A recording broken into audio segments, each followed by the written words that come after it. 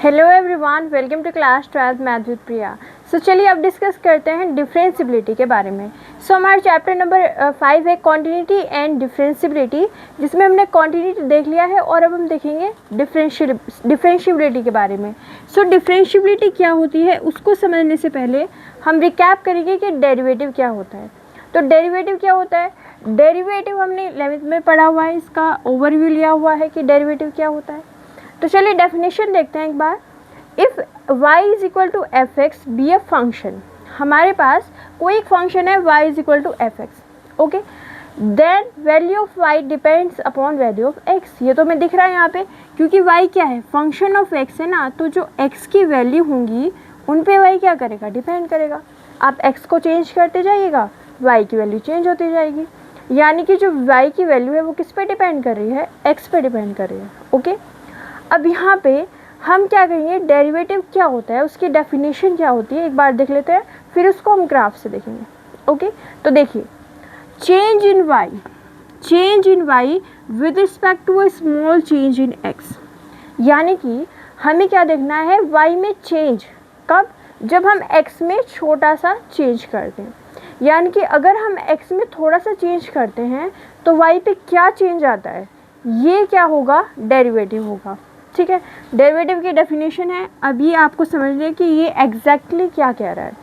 ये कह रहा है कि भाई एफ एक्स जो है वो किसका, एफ एक्स क्या है, वाई के इक्वल है। मतलब एक्स की वैल्यू अगर हम डिफरेंट पुट करते जाएंगे तो वाई की वैल्यू हमारे पास आती जाएंगी, मतलब y is equal to f x है, ओके। यहाँ पे एक्स को चेंज कीजिए तो वाई भी क्या होता रहेगा, चेंज। वाई की वैल्यू किस पे डिपेंड कर रही है, एक्स पे डिपेंड कर रही है, ये क्लियर है। अब यहाँ पे क्या कह रहे हैं कि अगर हम x में थोड़ा सा चेंज करते हैं तो y में क्या चेंज आता है, ठीक है। अगर हम x में थोड़ा सा चेंज करते हैं तो y में क्या चेंज आता है, यही क्या होगा, डेरिवेटिव होगा, ओके। x में थोड़ा सा चेंज करेंगे, y में कुछ चेंज आएगा, तो वो कितना चेंज आता है, क्या चेंज आता है, इसी को ही क्या बताते हैं, डेरिवेटिव बताते हैं, ओके। जैसे कि आपके स्कोर किस पे डिपेंड करते हैं, आपके हार्डवर्क पे, ओके। आपके स्कोर किस पे डिपेंड करते हैं, आपके हार्डवर्क पे। अब आप हार्डवर्क को चेंज कर रहे हो, आप बढ़ा रहे हो हार्डवर्क करना, तो उससे आपके मार्क्स पे क्या इफ़ेक्ट पड़ेगा, उसी को आप समझ सकते हो कि वो डेरिवेटिव कहलाता है, ठीक है। मतलब यहाँ पे आप अपना हार्डवर्क इंक्रीज़ कर रहे हो तो उससे आपका जो इफ़ेक्ट है, यानी कि जो रिज़ल्ट है उस पर क्या इफ़ेक्ट पड़ेगा। तो एक क्वान्टिटी को हम चेंज कर रहे हैं तो दूसरी क्वान्टिटी पर क्या असर पड़ रहा है, उसका क्या इफ़ेक्ट पड़ रहा है। अब चलिए इसको हम ग्राफ से देख लेते हैं। ग्राफ से इसको देखेंगे, यहाँ पे हम बनाते हैं एक ग्राफ किसके बीच में होगा, देखिए यहाँ पे हम बना लेते हैं एक ग्राफ। ये हो गई हमारी y एक्सिस एंड ये हो गई हमारी x एक्सिस। अब यहाँ पे y एक्सिस पे और x एक्सिस पे हम कुछ पॉइंट्स ले लेंगे, ओके। बट यहाँ पे हम क्या करते हैं, एक कर्व ड्रॉ कर लेते हैं। ये हो गई हमारे पास एक कर्व, ओके। ये x एक्सिस हो गई y और ये हो गई हमारे पास कर्व, ओके। अब हम यहाँ पे क्या करेंगे, हम यहाँ पे x में यहाँ पे एक पॉइंट ले लेते हैं x, ठीक है। यहाँ पे हमने x1 पॉइंट ले लीजिए, चलिए x1 पॉइंट ले लिया हमने यहाँ पे, ओके। अब x1 पॉइंट यहाँ पे लिया और x2 पॉइंट हमने यहाँ पे ले लिया। इस पे हमने दो पॉइंट्स ले लिए, पहला पॉइंट क्या है x1 और दूसरा पॉइंट क्या है x2। इसी तरीके से y एक्सिस पे भी कुछ पॉइंट्स होंगे, ओके। तो यहाँ पे कुछ पॉइंट आएगा y1 एंड y2। तो हम यहाँ पे देख लेते हैं, इसको थोड़ा सा इधर बना देते हैं, यहाँ पे x1 और यहाँ पे x2, ओके। तो यहाँ पे क्या होगा, y1 और यहाँ पे क्या होगा, y2, ठीक है। तो x1 है, ये है x2, ये है y1 और ये है y2। अब यहाँ पे क्या हुआ, फंक्शन की आपको देखिए यहाँ पे जब हम ऐसे जाते हैं x1 से x2, तो हमें यहाँ पे क्या देखना है कि x2 से x1 में कितना चेंज आया, मतलब x2 माइनस x1। यहाँ पे हम क्या करेंगे, x में चेंज करेंगे ना, तो x में चेंज मतलब डेल्टा x, ओके। तो डेल्टा x किसके इक्वल होता है, x2 माइनस x1 के, ओके। तो ये हो गया हमारे पास डेल्टा x। तो जब हम इसमें इतना चेंज कर रहे हैं, x1 से x2 जा रहे हैं, तो y में कितना चेंज आएगा, ओके। इसको थोड़ा सा और क्लियर बनाते हैं यहाँ पे इस तरीके से कुछ, कि जब हम यहाँ पे x1 से x2 जा रहे हैं तो y में कितना चेंज आ रहा है, y2 माइनस y1 कैसा होगा, डेल्टा y क्या होगा यहाँ पे बताइए, चेंज इन y में कितना चेंज है। सो डेल्टा y क्या होगा, y2 माइनस y1। तो यहाँ पे क्या आएगा y2 माइनस y1। ओके, तो जब हम यहाँ पे चले x1 से x2, मतलब पहले हमारी वैल्यू कितनी है x1, फिर कितनी हो गई x2, तो चेंज कितना हुआ डेल्टा x।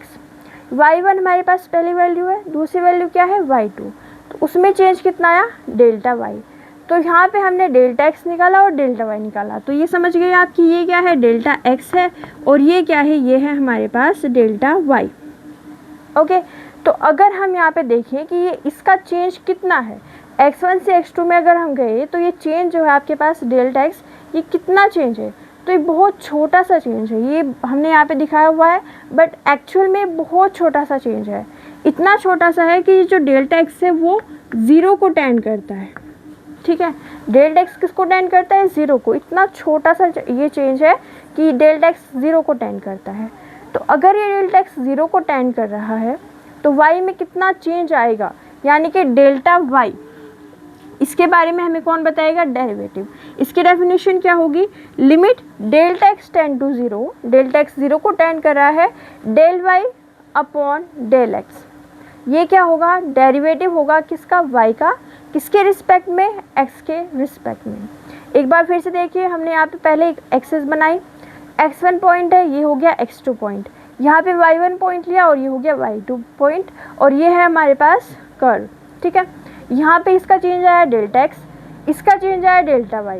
तो हमें यहाँ पे देखा कि जो डेल्टा x है वो बहुत छोटा सा चेंज है, डेल्टा x ज़ीरो को टेंड करता है, तो limit delta x tend to zero, del y over del x, इस क्वांटिटी को हम क्या कहते हैं, डेरिवेटिव, यानी कि dy ओवर dx। यहाँ पे ये सिंबल डिनोट करता है इसके डेरिवेटिव को dy ओवर dx। x क्या बता रहा है कि हम किसके रिस्पेक्ट में डिफरेंशिएट कर रहे हैं। ठीक है, तो यहाँ पे इसका नोटेशन हम ऐसे भी दे सकते हैं, f डैश x, यानी कि हम यहाँ पे क्या कर रहे हैं, इसका डेरिवेटिव कर रहे हैं। तो यहाँ पे इसको नोटेशन में दिया जाता है f dash x, y dash और most popularly dy over dx। ठीक है, अब यहाँ पे dy ओवर dx में जो हम जिसके रिस्पेक्ट में हम डेरिवेटिव कराते हैं उसको नीचे लिखते हैं, मतलब इसके रिस्पेक्ट में हम डिफरेंशिएट करा रहे हैं, और किसका डिफरेंशिएशन कर रहे हैं, y का, तो ये क्या होगा, dy ओवर dx होगा। ओके, तो ये डेफिनेशन है डेरिवेटिव्स की। अब यहाँ पे डेरिवेटिव में जैसे हम कॉन्टिन्यूटी में देखते थे कि कॉन्टिन्यूटी के लिए क्या चाहिए, left hand limit right hand limit के इक्वल चाहिए। अब डिफरेंशिएबिलिटी जो हमारे पास इसका टॉपिक है, अगले आने वाला टॉपिक डिफरेंशिएबिलिटी, ये होने के लिए भी हमें कंडीशन चाहिए कॉन्टिन्यूटी के जैसे, और उसमें हम देखेंगे लेफ्ट हैंड डेरिवेटिव और राइट हैंड डेरिवेटिव। जैसे लेफ्ट हैंड लिमिट और राइट हैंड लिमिट अगर इक्वल हो जाती थी, एग्जिस्ट करती थी, तो वो कॉन्टिन्यूस होता था। ऐसे ही left hand derivative and right hand derivative exist करें और इक्वल हो जाएं, तभी हम क्या कहेंगे कि फंक्शन क्या है, डिफरेंशिएबल है। ओके, तो ये हम आगे देखेंगे कि लेफ्ट हैंड डेरिवेटिव कैसे निकालते हैं, राइट हैंड डेरिवेटिव कैसे निकालते हैं, इसका फॉर्मूला क्या होता है। ओके, तो क्विक रिकैप करते हैं। फंक्शन है हमारे पास y is equal to f x, फिर हमने देखा y x पे डिपेंड करता है। इसके बाद में हमने डेफिनेशन बताई कि y जो है उसमें हम चेंज देखेंगे कब, जब x में हम छोटा सा चेंज करते हैं। इसमें हमने देखा कि limit delta x tend to zero, del y over del x क्या होता है, dy बाई dx। इसके नोटेशन होते हैं f dash x y dash dy by dx। Okay, तो आप इसका स्क्रीनशॉट ले सकते हो। ओके, तो ये हो गया हमारे पास इसका बेसिक बट इम्पॉर्टेंट कि आपको पता होना चाहिए कि डेरिवेटिव होता क्या है। सो अगली क्लास में मिलते हैं left hand derivative right hand derivative के फॉर्मूलाज के साथ। तो आप हमारे चैनल को सब्सक्राइब कीजिए। Thank you so much for watching.